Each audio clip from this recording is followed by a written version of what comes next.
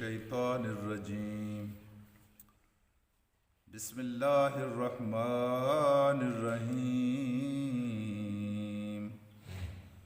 ہنالک تبلو کل نفس ما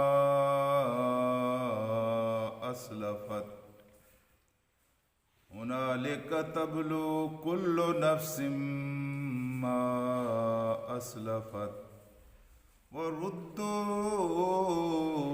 إلى الله مولاهم الحق وزل عنهم ما كانوا يفترون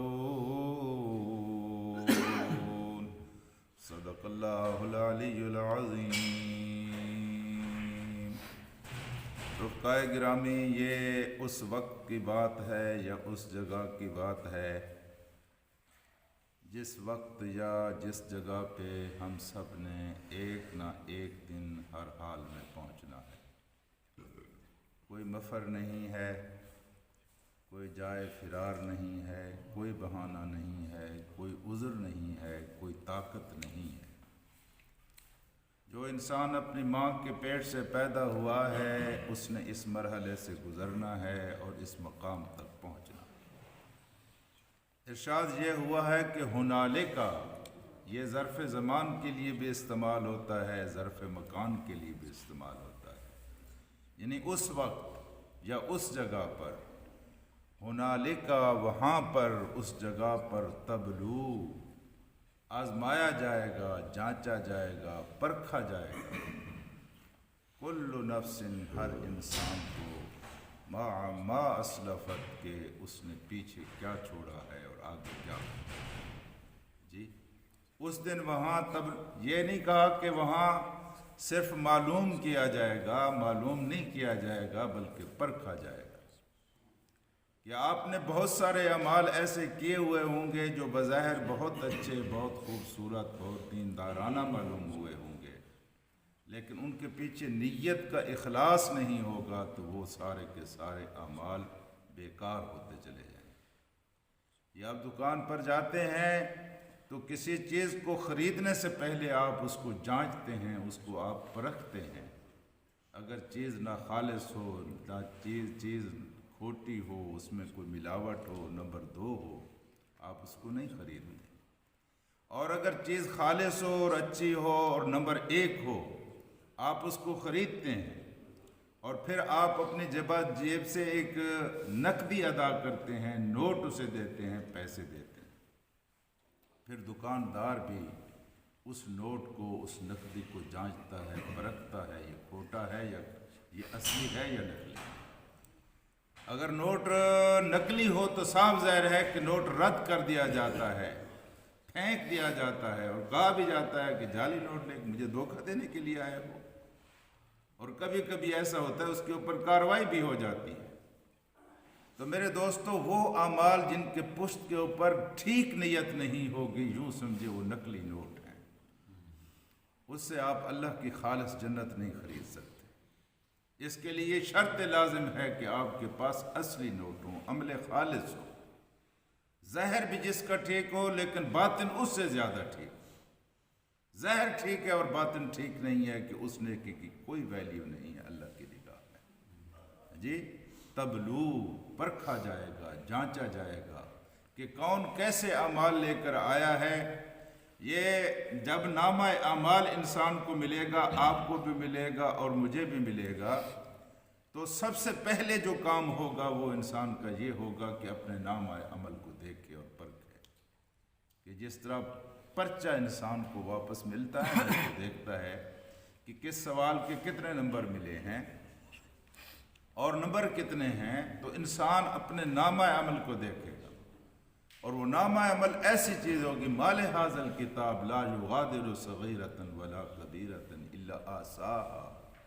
ہائے ہائے، یہ کیسی کتاب ہے، اس میں تو نہ کوئی چھوٹی بات چھوڑی گئی ہے، نہ کوئی بڑی بات چھوڑی گئی ہے، بلکہ ساری باتوں کا یہاں شمار کر دیا گیا ہے، ساری باتیں یہاں لکھ دی گئی۔ اور پھر وہاں یہ ہوگا کہ جو کچھ آپ نے کیا ہوا ہے، جو کچھ آگے بھیجا ہوا ہے، جو کچھ پیچھے چھوڑ، سارا کا سارا وہاں درج ہوگا۔ تو کل نفس ما اسلفت، ہر انسان سب سے اچھا انسان اللہ کا نبی ہوتا ہے، اور سب سے بدترین انسان مرتد ہوتا ہے، کافر بھی بدتر ہے، لیکن جو مسلمان سے کافر ہو گیا ہو وہ بدترین ہے۔ لیکن یہاں مرتد کا بھی حساب ہوگا اور یہاں نبی بھی کھڑا کیا جائے، یعنی کوئی استثناء نہیں ہوگا۔ کل نفس، جو انسان ماں کے پیٹ سے پیدا ہوا ہے اس کو اس مرحلے سے گزرنا پڑے گا۔ ما اسلفت، یہ سلف کہتے ہیں گزر جانے کو، اسلاف کہتے ہیں گزری ہوئی نسلیں، سلف صالحین ہمارے نیک گزرے ہوئے بزرگ، سلفی اس کو کہتے ہیں جو پچھلے زمانے کا نیک انسان ہو، اس کو سلفی کہتے ہیں۔ ہاں جی، تو ما سلف، جو کچھ اس نے آگے بھیجا ہے۔ جب انسان مرتا ہے تو اللہ کے فرشتے پوچھتے ہیں کہ اس نے آگے کیا بھیجا، اور پسماندگان حساب کتاب لگا رہے ہوتے ہیں، اگرچہ ان کو ظاہر کرتے ہوئے اس کو شرم ہوتی ہے کہ اس نے اب پیچھے کیا چھوڑا ہے، میرے حصے میں کیا آئے گا۔ ہاں جی، اس وقت یہ حساب لگا رہے ہیں۔ جو آپ نے آگے بھیجا ہے، جو آپ نے پیچھے چھوڑا ہے، اس کا ایک مطلب یہ بھی ہے کہ کچھ اعمال آپ نے سوچے تھے، آپ نے ارادہ کیا تھا لیکن ان کو کر نہیں سکے۔ یہ ساری کی ساری چیزیں کل نفس ما اسلفت وردوا الی اللہ، اور لوٹایا جائے گا ان تمام انسانوں کو الی اللہ، اللہ کی طرف۔ کوئی جائے پناہ درمیان میں نہیں ہوگی، کوئی ایسا ٹھکانہ نہیں ہوگا کہ یہاں انسان چھپ کر یہ کہہ سکے کہ نہیں جی میں نے تو نہیں جانا، میں ذرا بعد میں جاؤں گا، یا میں فلاں سردار کی خان کی سرکار کی پناہ میں آ رہا ہوں، مجھے یہاں کیا خطرہ ہے، میں یہاں سے بھاگ کر وہاں، ایسی کوئی بات نہیں ہوگی۔ سارے کے سارے لوٹائے جائیں گے، لوٹائے جائیں گے الی اللہ، اللہ کی بارگاہ میں لوٹائے جائیں گے۔ اور اللہ وہ ہے کہ مولاہم الحق، جو ان کا حقیقی مولا ہے، حقیقی مولا۔ مولا کہتے ہیں متولی الامور، جس کے ذمہ سارے کام سپرد کر دیے جائیں۔ آپ کے جملہ معاملات کس کے سپرد ہیں؟ میرے اللہ کے سپرد ہیں۔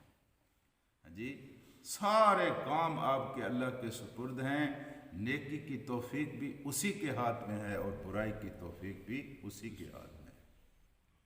اگر آپ نیک بننا چاہتے ہیں تو نیک نہیں بن سکتے جب تک اللہ نہ چاہے، اور اگر آپ برا بننا چاہتے ہیں تو برے بھی نہیں بن سکتے جب تک اللہ نہ چاہے۔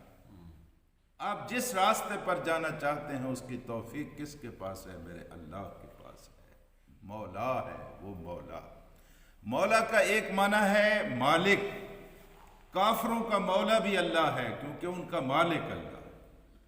مولا کا ایک معنی ہے سرپرست، ناصر، نصرت کرنے والا، مدد دینے والا۔ مومنوں کا مولا اس معنی میں ہے کہ اللہ تبارک و تعالیٰ ان کا مدد کرنے والا ہے، ان کی نصرت کرنے والا ہے۔ سورۃ محمد میں آتا ہے لا مولا لہم، کافروں کا کوئی مولا نہیں ہوگا۔ مومنوں کا مولا اللہ ہے، کافروں کا کوئی مولا نہیں ہوگا۔ یہاں کہا گیا ہے کہ ان کا مولا، یعنی سارے انسان جو وہاں پہنچے ہوں گے ان کا مولا کون ہوگا؟ یہاں اللہ ہوگا۔ وہاں مانا ہے ان کا کوئی مددگار نہیں ہوگا، یہاں مانا ہے مالک کا۔ تمام انسانوں کا مالک کون ہے؟ مولاہم اللہ، مولا کون ہے؟ اللہ ہے۔ اور پھر کہا الحق، وہی حقیقی مولا ہے، وہی حقیقی مالک ہے۔ باقی جو مالک ہیں عارضی مالک ہیں، عبوری مالک ہیں، اور وہی حقیقی مالک ہے۔ وَضَلَّ عَنْهُمْ مَا كَانُوا يَفْتَرُونَ، اور جو کچھ وہ دنیا کی زندگی میں اپنی ناسمجھی اور نادانی اور جہالت کی وجہ سے جن کو جس جس درجہ خدا کا شریک ٹھہراتے رہے ہیں، اس دن وہ سارے کے سارے گم ہو جائیں۔ جسے یہ امید لگائی تھی اس کی وہ امید لگائی تھی، ساری امیدیں بھی گم ہو جائیں گی، اور جن کے ساتھ امیدیں وابستہ کی جاتی تھی وہ بھی سارے کے سارے گم ہو جائیں گے۔ ایک اللہ وہاں باقی بچے گا، اور اس وقت انسان کو سمجھ آئے گی کہ یہ تو میرا حقیقی خیر خواہ تھا، میں نے اس کو کنڈ دکھائی، پشت پھیری، میں نے اس سے اعراض کیا، میں اس سے روٹھا رہا، کتنی نادانی کی بات کی جو میں نے کی۔ ہاں جی، تو یہ ہے میرے دوستو اصل حقیقت کہ ایک دن اللہ کی بارگاہ میں پیش ہونا ہے اور اللہ تبارک و تعالی وہاں آپ کے ایک ایک عمل کو دیکھے گا نہیں بلکہ جانچے گا اور پرکھے گا۔ یہ بڑی سخت آیت ہے۔ حُصِّلَ مَا فِي الصُّدُورِ، جو کچھ آپ کے سینوں میں ہے وہ اس کو کیا کیا کرتا دیا جائے گا، حاصل کر دیا جائے گا، باہر نکال دیا۔ ہاں جی، عَلِمَتْ نَفْسٌ مَا قَدَّمَتْ وَأَخَّرَتْ، انسان جان لے گا کہ اس نے آگے کیا بھیجا ہے اور اس نے پیچھے کیا چھوڑا ہے، یہ بھی انسان جان لے گا۔ اور بہت سارے اعمال ایسے ہیں جو ہم کرتے ہیں جن میں نیت چلو 75% اللہ کی ہوتی ہے، 25% اپنی ہوتی ہے، 25% کوئی اور مقصد ہوتا ہے۔ نماز پڑھتے ہیں، ایک تو نیت یہ ہے کہ اللہ راضی ہو جائے، ایک جو ہے کہ میں صبح سویرے اٹھوں، میری ورزش ہو جائے، وقت کا پابند ہو جاؤں، میری صحت ٹھیک ہو جائے، لوگ مجھے نمازی کہیں۔